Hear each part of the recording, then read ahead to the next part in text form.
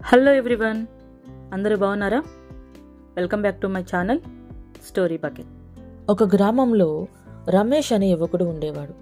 అతను జీవితంలో ఎదగాలనే తపనతో ఉండేవాడు. కానీ ఏ పని మొదలుపెట్టినా మధ్యలోనే వదిలేస్తూ ఉండేవాడు. తల్లిదండ్రులు, స్నేహితులు ఎంత చెప్పినా అతనిలో ఓర్పు లేకపోవడం వల్ల ఏవి మంచి ఫలితాలు రాలేదు. ఒకరోజు గ్రామానికి ఓ పెద్ద పండితుడు వచ్చాడు. ప్రజలందరికీ ఉపదేశాలిచ్చి ప్రశ్నలు అడిగే అవకాశం ఇచ్చాడు. రమేష్ అతని దగ్గరకు వెళ్ళి ఇలా అడిగాడు: స్వామీజీ, నా జీవితంలో ఎలాంటి మార్పులు రావడం లేదు. నేను ఎంతో కష్టపడుతున్నా కానీ ఫలితం లేదు అని చెప్తాడు. అప్పుడు స్వామీజీ చిరునవ్వుతో అతని వైపు చూసి తరువాత ఒక చిన్న గిన్నె తీసుకొని నీటితో నింపి అందులో ఓ చిన్న రాయి వేశారు. రమేష్కి చూపిస్తూ ఇలా అన్నారు: నీవు చూసినట్టు రాయి నీటిలో పడగానే పెద్ద మార్పు ఏమీ జరగలేదు. కానీ కొద్దిసేపటికి ఆ నీరు చలనంలోకి వచ్చింది. అలానే జీవితంలో మన మార్పులు ఒక్కసారిగా కాకుండా నిదానంగా ఫలితమిస్తాయి. ఆ మాటలు రమేష్ మనసులో చాలా తీవ్రంగా తాకాయి. ఆ రోజు నుండి అతను ఓర్పుగా నిరంతరం కృషి చేస్తూ ముందుకు సాగాడు. నెలలు గడుస్తున్న కొద్దీ అతని జీవితం మారింది. చివరికి అతను మంచి వ్యాపారవేత్తగా ఎదిగాడు. అంతా చూస్తూ ఆశ్చర్యపోయారు. రమేష్ ఇప్పుడు ఒక మంచి వ్యాపారవేత్త అయ్యాడు. అతని వ్యాపారం నిదానంగా ఎదుగుతూ ముందుకు పోతూ ఉంది. కానీ ఒక సంవత్సరం అతనికి చాలా కఠినంగా మారింది. మార్కెట్ కుదేలైంది.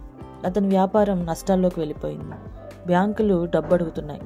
ఉద్యోగులు ఉద్ధరంగా చూస్తున్నారు.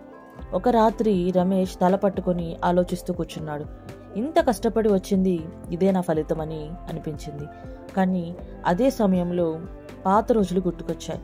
స్వామీజీ చెప్పిన మాటలు గుర్తుకొచ్చాయి.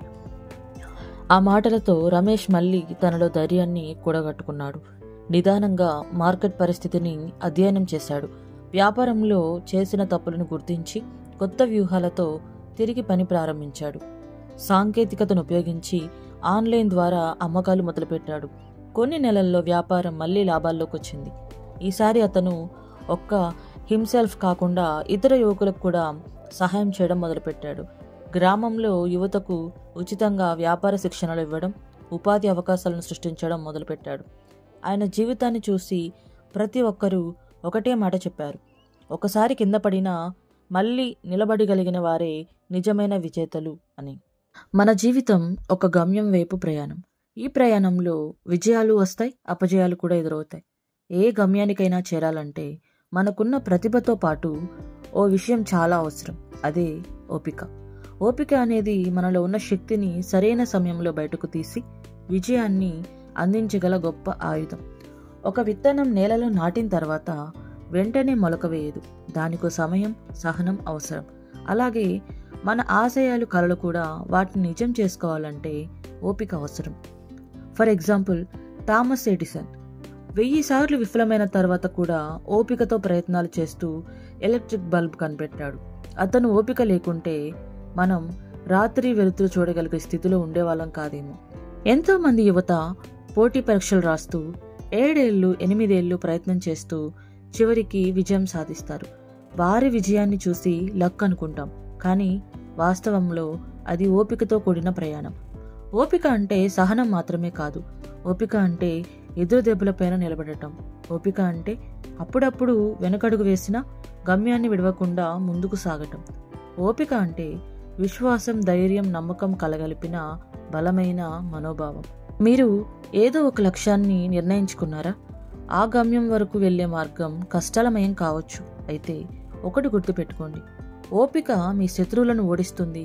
ఓపిక మీకు విజయం తేవడం ఖాయం చేస్తుంది. అంతిమంగా చెప్పాలంటే ఓపిక గలవారే శ్రేష్ఠ విజేతలు అవుతారు. మీ జీవిత ప్రయాణానికి ఓపిక తోడుగా ఉండాలని కోరుకుంటూ ధన్యవాదాలు.